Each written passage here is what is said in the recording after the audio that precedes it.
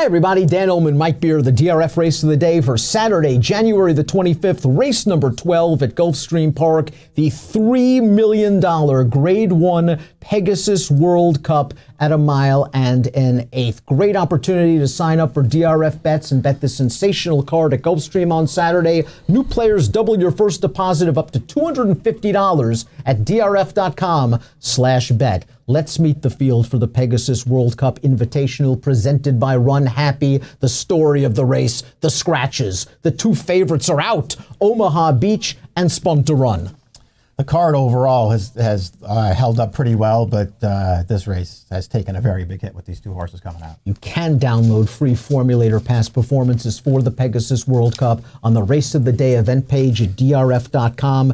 Access them, handicap along with us. We'll begin with our Timeform US Pace Projector. Mr. Freeze, the 8 has speed. I'm not sure Mr. Freeze is going to make the lead simply because I think Bodie Express, the 12, is on a mission. Yeah, Bodie Express feels like assuming that he behaves himself and actually breaks from the gate, it just feels like he doesn't have any other options from post 12, and he's a fast horse. I would put him on the front. Mr. Freeze is fast, but he's not one of those horses who comes out of there under a ride looking to make the pace. Remember to visit timeformus.com after scratches are made official. You do see the chiclet of the number 5 Omaha Beach in there. This pace projector will be updated after scratches. The number 1 in here is True Timber. Third last time out in the Cigar Mile, an even performance. He's hit the board in the Cigar in his last 2 races. They ran him in the Pegasus last year. He was beaten a country mile.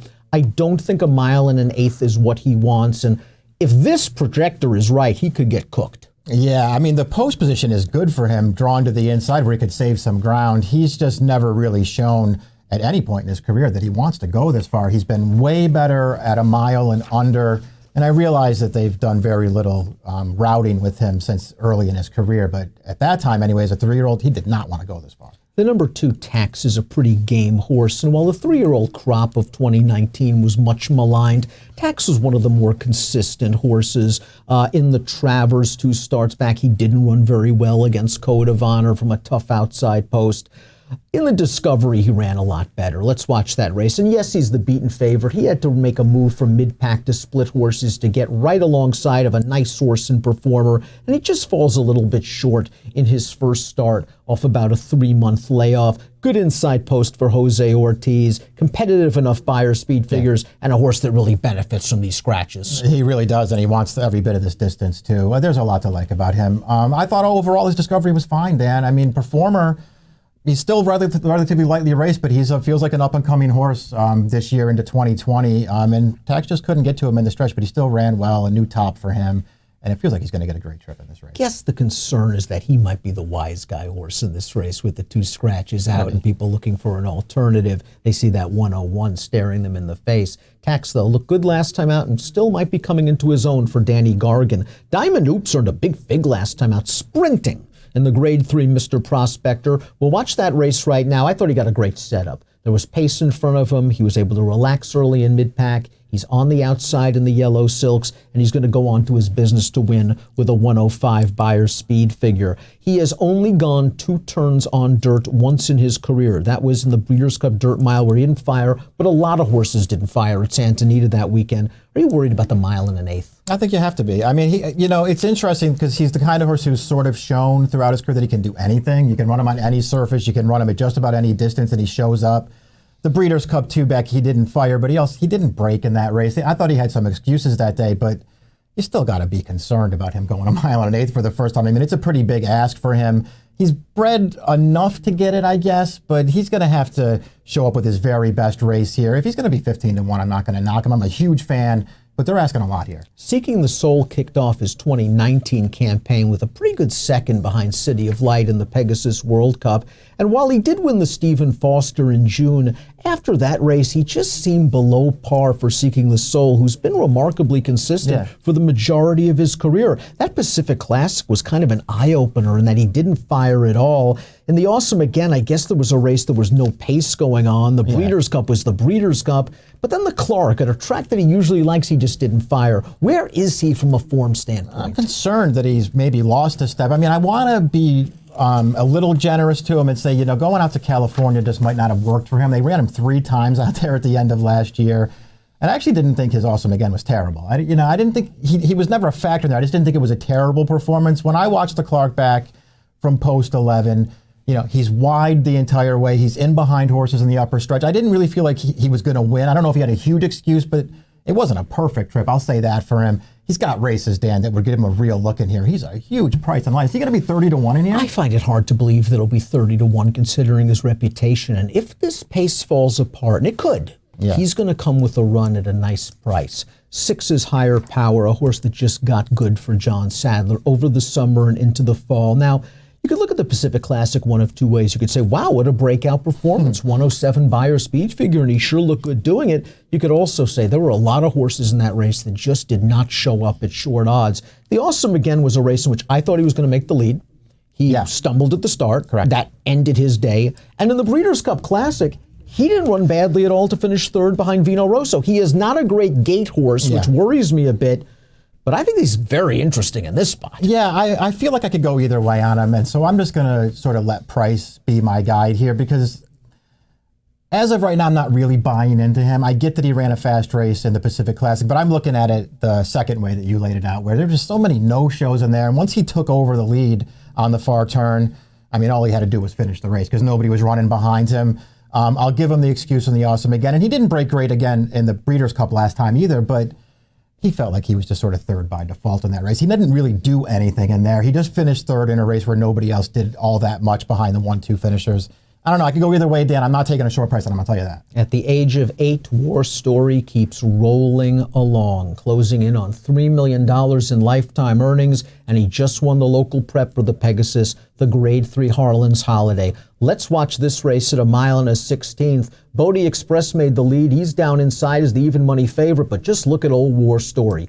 3 wide, in between horses, puts away the horses to his inside, holds off the outside rallier, still able to put up a triple-digit Beyer speed figure. This distance is no problem for him, and he's going to need a little bit of pace and some things to go his way because I think there's always been the argument, oh, he's a notch below top class.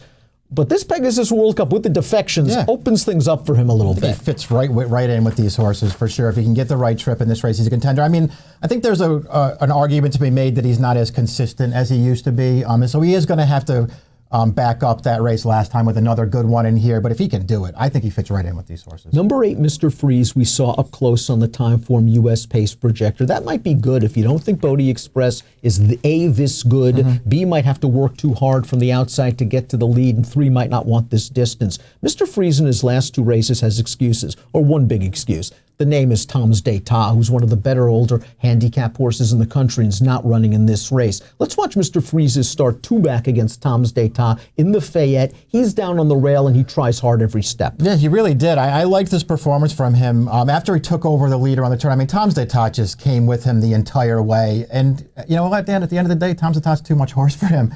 But he does not stop trying here in the final 1/8 of the mile, even though he's no match. And it was sort of a similar situation last time. He took it over, he got challenged, he did not quit in the stretch. I think he can fall into the right trip in this race, be up close the entire way, and he's fast enough to be a contender in here. One of the horses he finished ahead of in the Clark came back to win with a 100 Beyer speed figure. Mr. Freeze certainly fits. Mucho Gusto, first start as a 4-year-old for this Bob Baffert trainee, perhaps best known, 2nd in the Haskell behind Maximum Security, 3rd in the Travers behind Code of Honor. Not best known for 4th in the Oklahoma Derby at odds on. This was his most recent start. I wonder if Bob just ran him one time too many. After a tough effort in the Haskell, tough effort in the Travers, he's going to finish 4th, and he just doesn't have that pop in the lane. I mean, I guess you got to have some excuse for him here because he was disappointing. Even if, you know, at the end of the day, Owendale, the winner of the race, is probably just better than him. I don't know what his excuse is not to be either 2nd or 3rd there to get out-finished by both of those horses who he was between all the way around the turn and all the way through the stretch. I thought it was relatively disappointing. But I say that as somebody who has looked at his races and thought, this horse isn't, I mean, where is his good race? I don't really see it yet. I think he has a lot of improving to do if he's going to win a race like this. Runner-up from the most recent race did come back to win with a 97 Beyer speed figure on dirt. Mucho Gusto could technically be using this race for a start in either the Saudi Cup or the Dubai World Cup. He has not raced since September, but working very quickly for the always like dangerous. Baffert, right? Like the Baffert, gotta love him when they're working fast. Tenfold's a one-run closer. He's going to need some pace help. Career best buyer of 96, and that was in the Pimlico Special of 2019, where he got the pace scenario he needed. Could be a fast pace here. Just hasn't gotten much better since that race. Yeah, it's been pretty disappointing. He was an okay 3-year-old, and he didn't really take a step forward at all last year. He's going to need to catch some breaks in here. Bodie Express was one of the problem children during the Triple Crown of 2019. We saw him in the Kentucky Derby. He was one of the horses that was really impeded badly by Maximum Security. And then in the Preakness, he threw his jockey at the start of the race, and that didn't work out. And that's an issue. This is a horse that will throw a fit behind the gate. And breaking from the far outside, in front of the stands, where the people are going to be hollering at Bodie Express, I wouldn't be surprised if Jaramillo hops off before they get out of the gate. Yeah. I also wouldn't be surprised if Jaramillo is sending.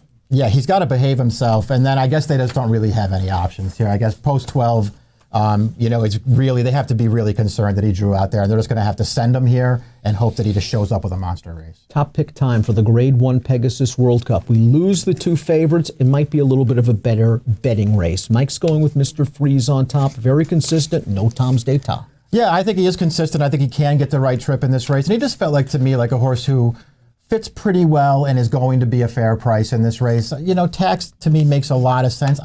I feel like he's taking money in here, Dan. I don't want a short price. That's the main concern, is that Tax is probably going to take money, and he's going to have to prove the curse of the 3-year-old division. That's true. Might work against him as he faces some talented older horses. But I just thought his Discovery was his usual good, solid performance. If you're just looking at it from a FIG standpoint, post position, tactical speed, he ticks a lot of boxes. Price might not be one of them. 2367 for me, 8243 for Mike. It's the Saturday race of the day. It's the Grade 1 $3 million Pegasus World Cup. It has an approximate post of 534. Best of luck.